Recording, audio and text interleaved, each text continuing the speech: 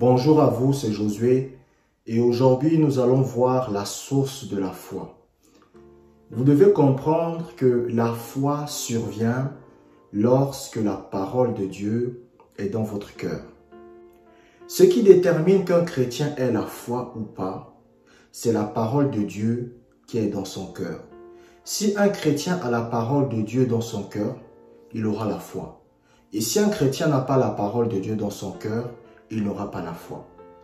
Beaucoup de chrétiens confondent le fait d'avoir la parole de Dieu dans sa tête et la parole de Dieu dans son cœur. Vous savez, il y a par exemple des gens qu'on appelle les théologiens. Et la plupart du temps, les théologiens ont la parole de Dieu dans leur tête. Donc, c'est des gens qui vont vous citer les Écritures. C'est des gens qui vont vous parler des Écritures. Mais ce ne sont pas des gens qui ont la parole de Dieu dans leur cœur. Cela signifie quoi? Cela signifie que la parole de Dieu ne fait pas partie de leur vie. Par exemple, vous allez voir des chrétiens qui vont vous dire que Dieu pourvoit. Vous allez voir des chrétiens qui vont vous dire « Oh, la Bible dit que Dieu pourvoit ». Mais ce qu'ils sont en train de dire, c'est quelque chose d'intellectuel. C'est pas une parole qui est dans leur cœur. Parce qu'ils vont vous dire quoi? Ils vont vous dire que Dieu pourvoit, c'est vrai. Mais vous allez voir que lorsqu'ils auront des problèmes financiers, ce sont ces mêmes personnes-là qui vont pleurer. Donc vous allez voir une femme, elle vous dit « Dieu pourvoit, Dieu pourvoit. Non, ma soeur, Dieu pourvoit. » Après, vous allez voir que quelques mois plus tard, elle perd son boulot. Elle n'a plus rien. Elle pleure. « Oh Dieu, pourquoi tu m'as abandonné? Oh Dieu, tu es méchant. » En réalité, cette femme n'a pas la foi par rapport à ce qu'elle était en train de dire. Parce qu'en fait, elle disait que Dieu pourvoit, mais cette parole n'était pas dans son cœur. C'est la parole de Dieu dans votre cœur qui vous donne la foi. La foi, ce n'est pas quelque chose que vous créez. Quelqu'un qui a la foi, il n'a pas besoin de vous dire qu'il a la foi. Vous savez, c'est comme quelqu'un qui est fort en mathématiques. Quelqu'un qui est fort en mathématiques, il n'a pas besoin de vous dire ça. Vous allez remarquer que lorsque quelqu'un est efficace dans un domaine, il n'aura pas besoin de vous dire qu'il est efficace dans ce domaine.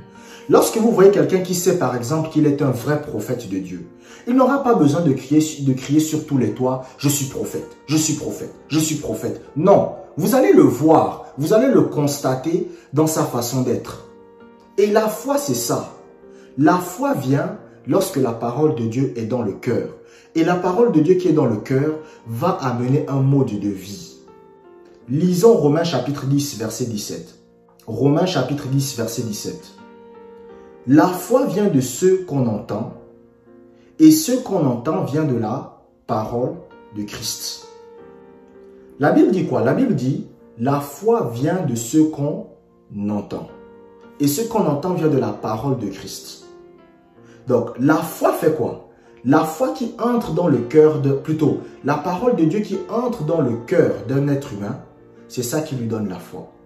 Tant que la parole de Dieu n'est pas entrée dans le cœur d'un être humain, tant que la parole de Dieu n'est pas entrée en vous, vous ne pouvez pas avoir la foi. Mais c'est quand la parole de Dieu entre en vous que vous avez maintenant la foi.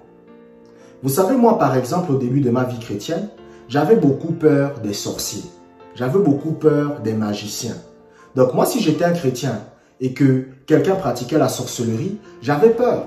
Mais après, lorsque j'ai étudié la parole de Dieu dans le domaine de l'autorité spirituelle, et lorsque la parole de Dieu sur l'autorité spirituelle est entrée dans mon cœur, je n'avais plus peur. C'est pour cela que moi, par exemple, j'ai parlé avec beaucoup de francs-maçons, beaucoup d'étudiants francs-maçons, beaucoup d'étudiants qui sont dans certaines loges. On s'assoit, on discute, on parle et je n'ai pas peur. Pourquoi je n'ai pas peur? Parce que je sais que celui qui est en moi est plus grand que celui qui est dans le monde. Et ça, pour moi, ce n'est pas une parole qui est un slogan. C'est une parole qui est dans mon cœur.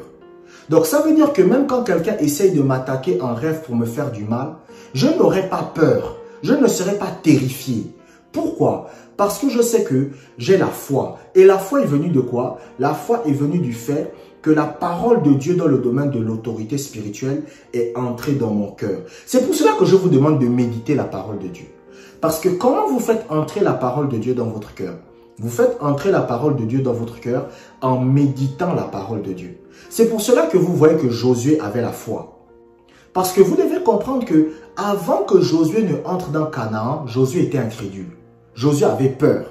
Et qu'est-ce que Dieu va dire? Dieu va dire à Josué, la solution pour que tu aies la foi, c'est de méditer la parole de Dieu. Pourquoi? Parce que c'est en méditant la parole de Dieu que la parole de Dieu entre dans votre cœur. Et quand la parole de Dieu entre dans votre cœur, vous avez la foi. Et quand vous avez la foi, Dieu peut maintenant agir. Et vous allez voir que ça, c'était le secret du roi David. Pourquoi le roi David avait la foi? Le roi David avait la foi parce que la parole de Dieu était dans son cœur. C'est pour cela, vous allez voir dans le livre des psaumes, la Bible va dire « Je serre ta parole contre mon cœur afin de ne pas pécher contre toi ». Comment quelqu'un peut serrer la parole contre son cœur? Est-ce que la parole de Dieu, c'est quelque chose de physique? Est-ce que ce qu'il veut dire, c'est qu'il prend la Bible et il met sur son cœur comme ça? Non. Quand il dit « Je serre ta parole dans mon cœur », il est en train de dire tout simplement que « Je médite ta parole ». Et c'est la méditation de ta parole qui fait entrer la parole de Dieu en moi. Et lorsque la parole de Dieu entre en moi, c'est à ce moment-là que j'ai la foi. La foi vient lorsque la parole de Dieu est en vous. Lisons Actes chapitre 6, verset 7. Actes chapitre 6, verset 7.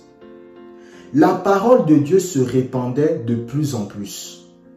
Le nombre des disciples augmentait beaucoup à Jérusalem. Et une grande foule de sacrificateurs obéissait à la foi. Quand vous lisez ce passage biblique, on vous révèle d'abord une chose. La première chose qu'on vous révèle, c'est que la parole de Dieu se répandait de plus en plus. Et la deuxième chose qu'on vous révèle, c'est que les gens obéissaient à la foi. D'où est venue la foi? C'est la parole de Dieu. Parce que la Bible vous dit, la parole de Dieu se répandait. Et tandis que la parole de Dieu se répandait, les gens obéissaient à la foi. Donc la foi est venue du fait que la parole de Dieu est entrée dans le cœur des gens. Donc c'est pour ça, vous savez, quelqu'un qui a la foi, il n'a pas besoin de dire qu'il a la foi. Vous allez le voir dans sa façon de vivre. Vous allez le voir dans sa façon d'être. Vous savez, un jour, il y avait un homme de Dieu, il était assis chez lui et on l'appelle. Et quand on l'appelle, on lui dit, ta mère est morte. Il dit, ok, pas de problème. Et les gens sont étonnés qu'il est calme. Il est calme, il ne parle pas beaucoup, il est tranquille. Il dit, non, il n'y a pas de problème. J'arrive. Il raccroche. Quand il arrive, il marche, il arrive devant la maison. Il dit, maman, sors de la maison. Après, sa mère sort. Les gens sont étonnés. Ils disent qu'elle était morte ce matin. Après, il est tranquillement retourné dans son bureau. Donc cet homme avait la foi. Est-ce que, écoutez, quelqu'un qui a la foi, il n'a pas besoin de dire j'ai la foi, j'ai la foi. Quand vous voyez quelqu'un qui vous dit non, j'ai la foi, j'ai la foi, j'ai la foi, c'est qu'en général, il n'a pas la foi. Quelqu'un qui a la foi, il n'a pas besoin de vous prouver qu'il a la foi. Il n'a pas besoin de vous convaincre qu'il a la foi. Vous allez voir la foi. C'est pour cela que lorsque vous lisez la Bible, on va par exemple vous parler du paralytique. La Bible dit que lorsque plutôt les amis du paralytique voulaient aller à Jésus. Mais ils ont vu que, il y avait la foule. Donc, qu'est-ce qu'ils ont fait? Ils sont passés par le toit. Et la Bible dit que Jésus a vu leur foi. Jésus a vu. Jésus n'a pas eu besoin, ils n'ont pas eu besoin de dire à Jésus, nous avons la foi. Non, Jésus a vu la foi qu'ils avaient. C'est comme la femme à la perte de sang. La femme à la perte de sang, elle n'a pas eu besoin de dire à Jésus, j'ai la foi, j'ai la foi, j'ai la foi. Non, Jésus a vu la foi de la femme à la perte de sang. Parce que la foi, c'est quelque chose qu'on voit. Et la foi vient de quoi? La foi vient du fait que la parole de Dieu est dans votre cœur. Si la parole de Dieu n'est pas dans votre cœur, vous n'avez pas la foi. Quand vous voyez quelqu'un qui n'a pas la foi, c'est une raison simple. C'est que la parole de Dieu n'est pas suffisamment entrée dans son cœur. Vous savez, un jour, il y avait un élève qui était en train de faire des cours de mathématiques.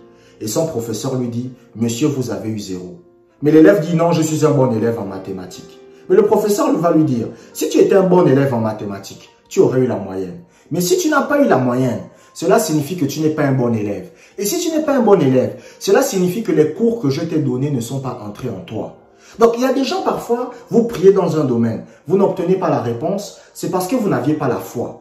Et pourquoi vous n'aviez pas la foi? Parce que la parole de Dieu n'était pas suffisamment dans votre cœur pour obtenir la réponse. Lisons Éphésiens chapitre 3, versets 14 à 17. Éphésiens chapitre 3, versets 14 à 17.